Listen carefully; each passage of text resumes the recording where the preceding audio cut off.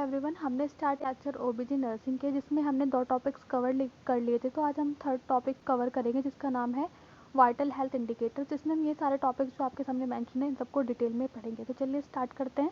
Vital indicators होते हैं, ये हमारे क्या होते हैं, ये हमारे ऐसे मेजर्स होते हैं जिनको हम यूज़ करते हैं ये हेल्थ स्टेटस को आइडेंटिफाई करने के लिए इंडिविजुअल कम्युनिटी। अब हम यहाँ पर ओबीजी की बात कर रहे हैं तो यहाँ पर किसका हेल्थ स्टेटस देखेंगे, मैटरनल का और चाइल्ड का हेल्थ स्टेटस को इंडिकेट करेंगे जो हमारे वाइटल हेल्थ इंडिकेटर्स हैं। ठीक है, अब इसमें हम 2 एक्सपेक्ट रखते हैं, एक हमारा है मैटरनल हेल्थ इंडिकेटर्स और दूसरा है हमारा चाइल्ड हेल्थ इंडिकेटर्स। तो उनको डिटेल में पढ़ लेते हैं, उसके बाद देखेंगे। तो सबसे पहले आता है हमारा बर्थ रेट। ठीक है, तो जो बर्थ रेट है ये डिफाइन करता है कि कितने नंबर ऑफ लाइव बर्थ थे पर 1000 ईयर में। ठीक है, एक ईयर के अंदर कितने मतलब पर 1000 नंबर में से कितने लाइव बर्थ जो थे बच्चे, उनको कितना लाइव बर्थ हो चुके हैं उनके बारे में इंडिकेट करते हैं। तो उसका फॉर्मूला भी ज़रूर याद रखना, number of live birth during year upon estimated mid year population into 1000।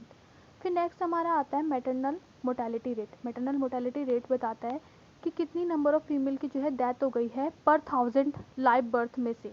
ठीक है, जो क्या थी, या तो उनका क्या था, वो जो उनको जो कंप्लीट प्रेगनेंसी हो चुकी थी या फिर वो प्रेगनेंसी पीरियड में थी, या फिर क्या था कि वो चाइल्ड बर्थ दे चुकी थी और डिलीवरी होने के 42 डेज़ के अंदर अगर क्या होता है मदर की या जो फीमेल उसकी डेथ हो जाती है तो वो हमारा किस में काउंट किया जाता है, मैटरनल मोर्टेलिटी रेट में, MMR में। अब इसका फॉर्मूला भी ज़रूरी है। ठीक है, total number of females death in a particular area upon total number of live birth in a same area at a same time into 1000। ठीक है, फिर नेक्स्ट हमारा आता है infant mortality rate. Infant mortality rate जो है ये define करता है as a ratio of infant that is registered during delivery के टाइम, मतलब during the number of infant death, यानी कि जो 1 ईयर के बच्चे हैं, इन्फेंट हैं, उनकी जो डेथ हो रही है पर 1000 लाइव बर्थ में से, उसको इंडिकेट करता है हमारा IMR यानी कि इन्फेंट मोर्टेलिटी रेट। ठीक है, फिर नेक्स्ट हमारा आ जाता है न्यूनेटल मोर्टेलिटी रेट।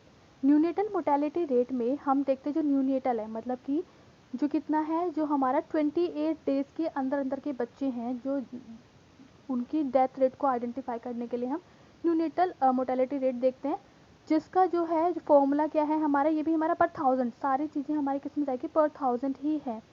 ठीक है, तो इसमें क्या होता है कि total number of registered death in a given year, जो कि अंडर कितने हैं, 28 डेज़ के हैं, total number of live birth in a same year और मल्टीप्लाई बाय 1000।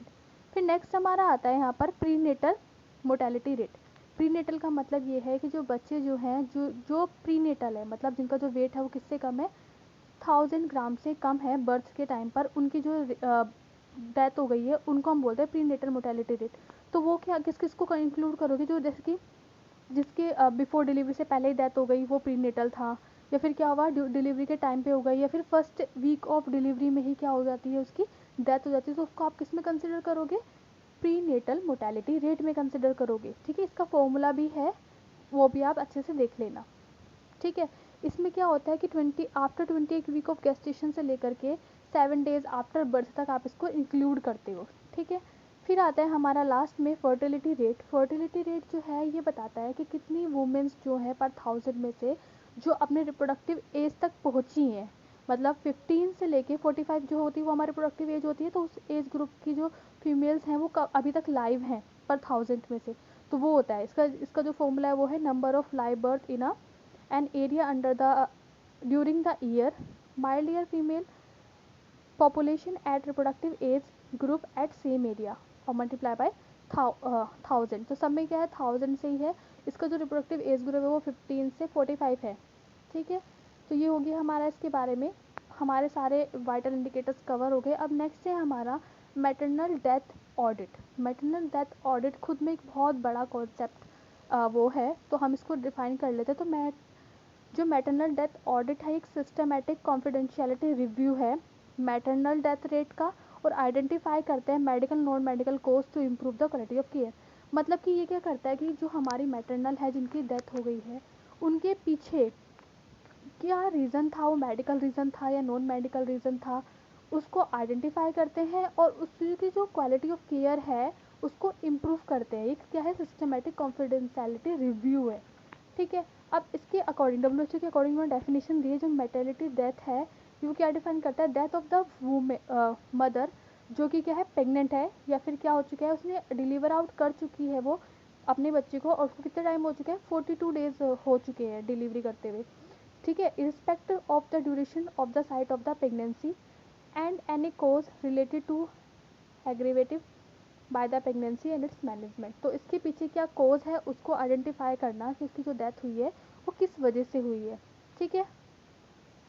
फिर नेक्स्ट आता है हमारा इसके टाइप्स। तो जो टाइप्स ऑफ डेथ होते हैं, तो एक होता है डायरेक्ट मैटरनल डेथ हो सकती है, इनडायरेक्ट मैटरनल डेथ हो सकती है, और हमारा लेट मैटरनल डेथ हो सकती है। तो डायरेक्ट मैटरनल डेथ में क्या होता है कि जो क्या होता है किसी ऑब्स्टेक्टिकल कॉम्प्लिकेशन, जैसे कि हमारा PPH हो गया, पासमोर्टम हेमरेज हो गया, ठीक है, एक्लेम्सिया हो गया, सेप्सिस हो गया, ठीक है, ये सारी चीज़ें क्या है कहीं ना कहीं कोज करती है डायरेक्ट मैटरनल डेथ का।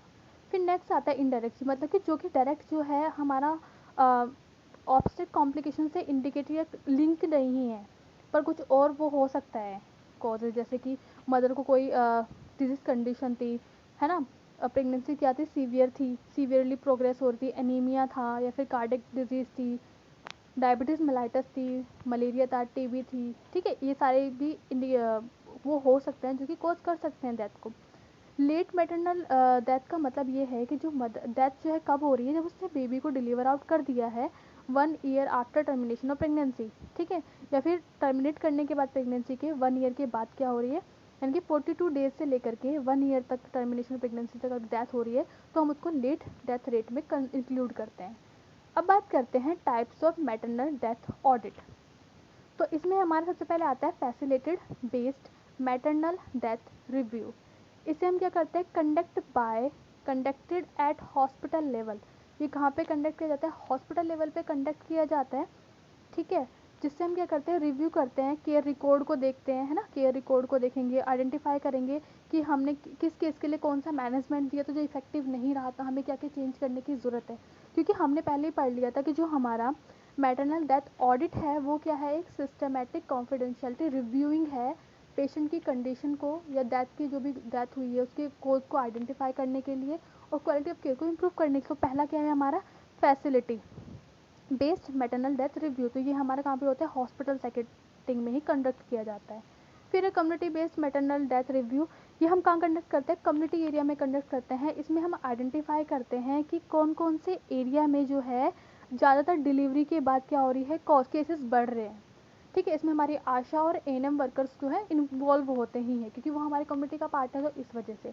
फिर नेक्स्ट आता है हमारा confidential enquiry to maternal death, ठीक है, ये क्या है एक सिस्टमेटिक डीप इन्वेस्टिगेट करते हैं मैटरनल डेथ के लिए, आइडेंटिफाई करते हैं कौन से ऐसे फैक्टर थे जिसको हमें इम्प्रूव करने की ज़रूरत है, और इस चीज़ को किस चीज़ का सपोर्ट मिलता है, हमारे WHO का सपोर्ट मिलता है, ठीक है। अब हम बात करते हैं कि जो हमारा मैटरनल डेथ ऑडिट है उसके ऑब्जेक्टिव क्या थे। तो उसका ऑब्जेक्टिव ये था कि वो क्या करता है आइडेंटिफाई करता है कॉज ऑफ द डेथ, कि डेथ का क्या कॉज है। स्टार्टिंग से हम यही तो पढ़ रहे हैं कि इसमें इसका क्या है आइडेंटिफाई करना है डेथ ऑफ कॉज।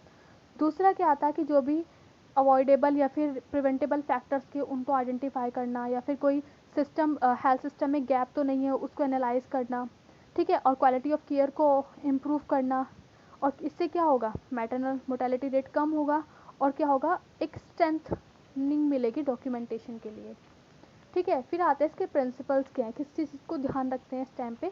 तो पहला क्या है कॉन्फिडेंशियलिटी मेंटेन करके रखते हैं, कोई भी ब्लेमिंग अप्रोच नहीं होता कि आप किसी चीज़ को ब्लेम करो कि आपकी वजह से ही हुआ। हम उसमें क्या करते हैं मेन फोकस हमारा कॉज फाइंड करने पे होता है, किसको ब्लेम करने पे नहीं होता। मल्टी डिसिप्लिनरी रिव्यू का मतलब ये है कि डिफरेंट डिफरेंट जो हेल्थ वर्कर्स हैं उन सब साथ मिलकर के क्या करते हैं काम करते हैं इसमें। एविडेंस बेस्ड डिसीजन मतलब कि वो क्या होगा साइंटिफिकली प्रूवल होगा, उसके बाद ही आप उसको क्या लोगे डिसाइड करोगे डिसीजन लोगे। तो ये क्या होता है एविडेंस बेस्ड डिस्कशन होता है इसमें। फिर ये क्या करता है इट फोकस ऑन इम्प्रूवमेंट, ये किस चीज़ पे फोकस करता है ओवरऑल इम्प्रूवमेंट पे फोकस करता है। तो ये इसके प्रिंसिपल्स थे, ये इसके ऑब्जेक्टिव थे। आई होप आपको ये वीडियो हेल्पफुल लगा हो, तो थैंक यू फॉर वॉचिंग।